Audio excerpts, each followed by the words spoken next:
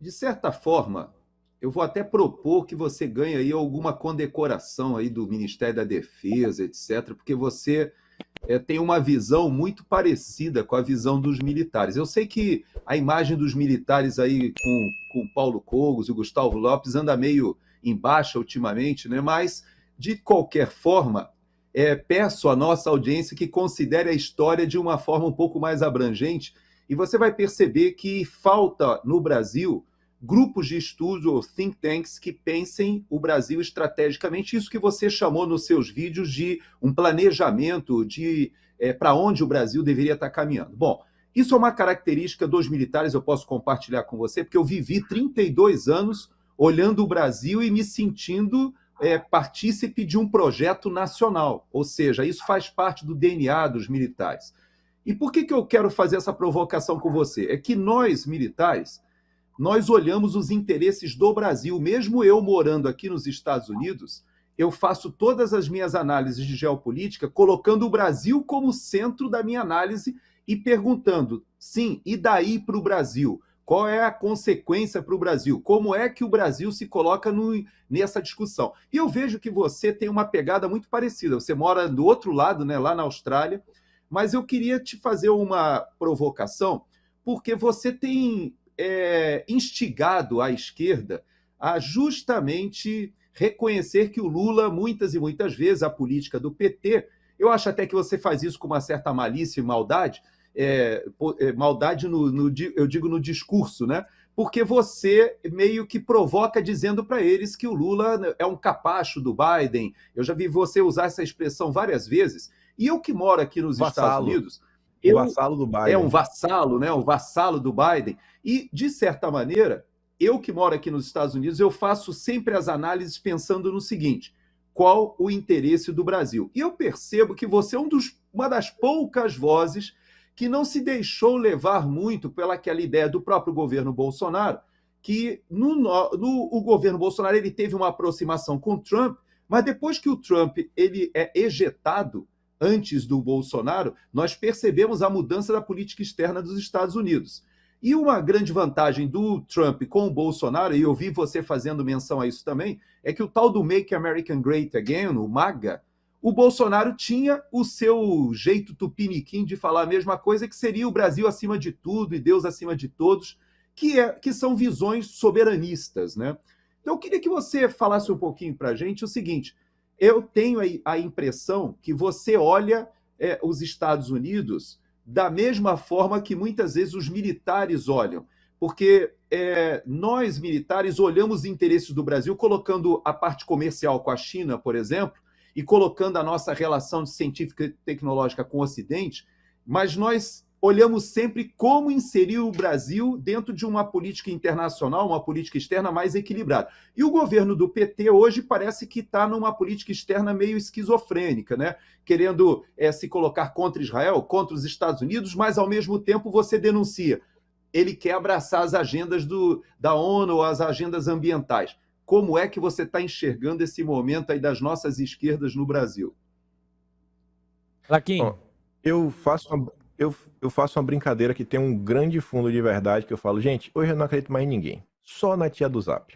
Eu não acredito nos Estados Unidos. Eu não acredito na ONU. Eu não acredito na OCDE. Eu só acredito na tia do Zap. Porque quanto mais eu procuro, mais eu tento estudar, eu vejo que ninguém gosta do Brasil. Quando eu fiz o vídeo da Fundação Ford, eu vendo tudo que fizeram, sei lá, você começa com os ingleses. Acho que se teve uma nação que realmente sabotou o Brasil foi a Inglaterra. Essa daí, assim, de disparado. Desde a criação da dívida, a pressões internacionais, a problemas econômicos, a sabotarem o Barão de Mauá, a própria questão do Axis, os Rothschild, porque foi lá a casa de Rothschild da Inglaterra. Aí você tem os Estados Unidos. A Fundação Ford também estava aqui desde o início. A Inglaterra ainda roubou a borracha brasileira. O Brasil tinha era o petróleo da época, roubaram, mas beleza, vida que segue. Depois tem os Estados Unidos, todo o pessoal da Ford, depois da Fundação Ford. E aí, quando eu fiz esse vídeo da Fundação Ford, tinha uma parte que era interessante.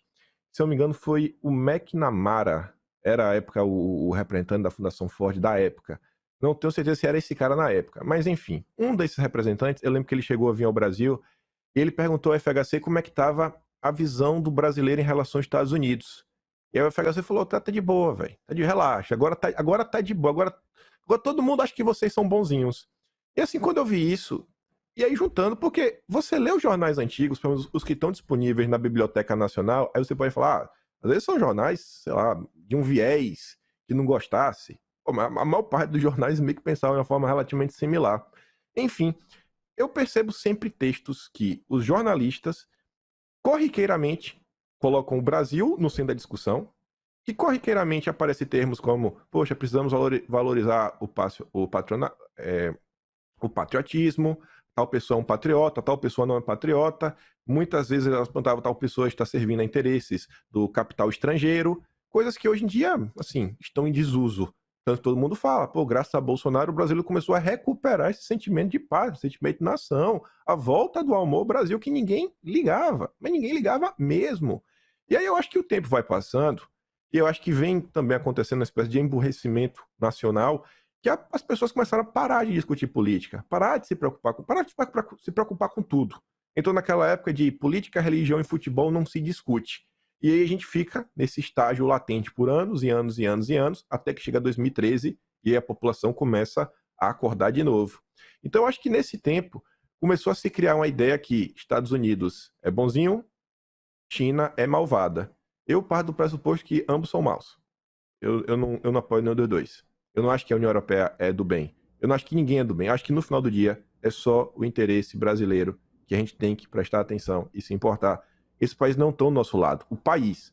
Se você pergunta assim, tá, e a era Trump? Pô, a era Trump foi a era Trump. Tanto que saiu o Trump, entrou o Biden, todo mundo viu. Esse ano teve aquela matéria da Financial Times mostrando, né, como o Biden ajudou a garantir, né, a vitória da democracia no Brasil. E eu acho engraçado porque ao longo do ano passado eu fui acompanhando isso e, sei lá, desde março eu já estava vendo que algo estava acontecendo, porque eu me deparei na época com um tweet da Comissão Arnes, que vem lá da Zilda Arnes, que é do Dom Evaristo Arnes, que é da turma da esquerda. E aí a Comissão Arnes avisando que eles tinham ocorrido, em março do ano passado, uma reunião entre ONGs brasileiras com os assessores dos parlamentares americanos. Inclusive a Fundação Perseu Abramo, que é do PT, já estava presente. Isso começa em março, aí vai crescendo. Dos assessores, as ONGs se encontram com os políticos. Sempre quem patrocinou esse meio de campo foi aquele Washington Brasil Office. Quando chega mais ou menos em junho, julho, aí os políticos brasileiros já se encontram com os políticos americanos. Tem cartinha, tem Miriam Leitão comentando sobre o tema. Aí a coisa vai crescendo, até reunião disso, reunião daquilo outro, e aí você vê o que aconteceu no final do dia, revelado pelo Financial Times. Você fala, cara, isso é muito intrigante. Sempre ONGs internacionais. E aí quando você olha, quem é que está por trás dessas ONGs? Open Society Foundation. A Open Society é da China? Não é. Aí você vê a área ambiental, quem está por trás de WWF é da China? Não é. É a Rússia? Não é. Greenpeace? Não é. São ONGs financiadas grande parte por ocidentais, Estados Unidos e Europa.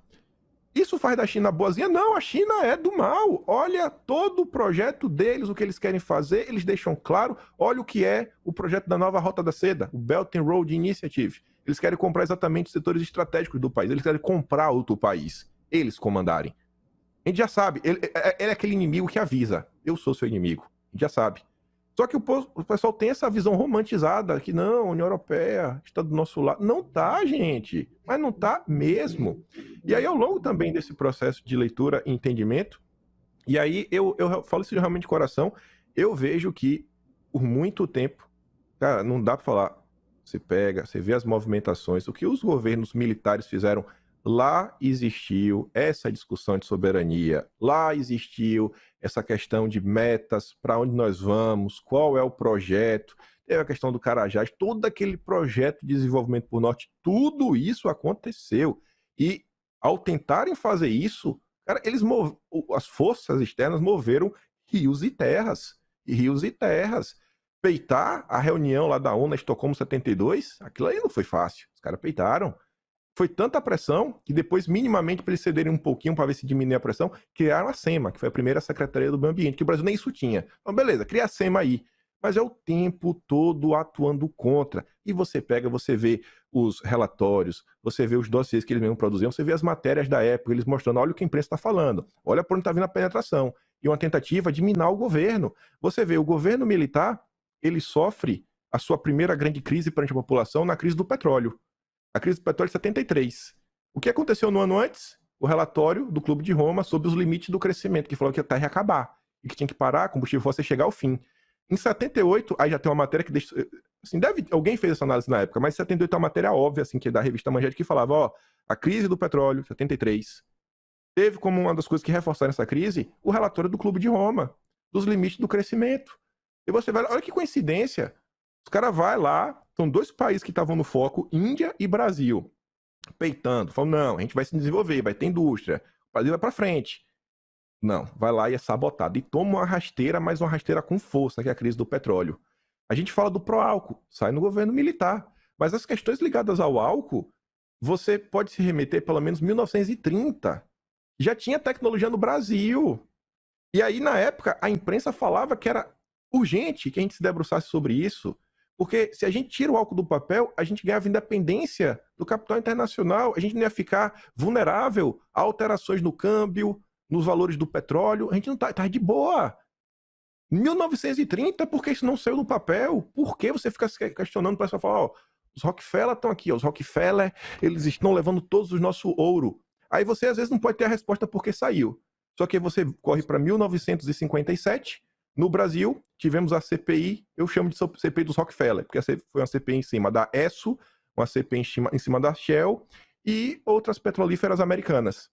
Nessa CPI ficou provado documentalmente que eles estavam pagando a mídia nacional para abafar a campanha do petróleo é nosso. Então você vê que tem um movimento para impedir a soberania energética do Brasil. Nenhum país se desenvolve sem energia. É impossível ter uma indústria sem energia. A turma percebeu isso lá atrás, mas a população até hoje não percebe. E aí a gente tenta olhar, às vezes, para a história sempre com a ótica maniqueísta. Ou é bem ou é mal. Você não pode tentar olhar para trás e falar, cara, quais foram os aspectos positivos? Onde estão os erros? Eu acho que até se você, sei lá, até o Sarney não, vou falar isso de coração. Eu já parei para ler o governo Sarney, eu vi tanta coisa que eu falei, cara, olha, o Sarney tava certo nessa daqui, viu? Parabéns, Sarney. Parabéns, Sarney, fez uma coisa útil. Uma menina fez uma thread mesmo muito interessante sobre isso. Então, assim, não dá pra gente olhar pro nosso passado e falar assim, e no final do dia falar, ou os militares foram perfeitos ou não foram perfeitos. Se a gente não começar a tentar entender a história, ver os calos, ver os problemas, da mesma forma que sabotaram petróleo, álcool, etanol, etc, tudo mais, sabotaram o projeto nuclear brasileiro, sabotaram a Belo Monte.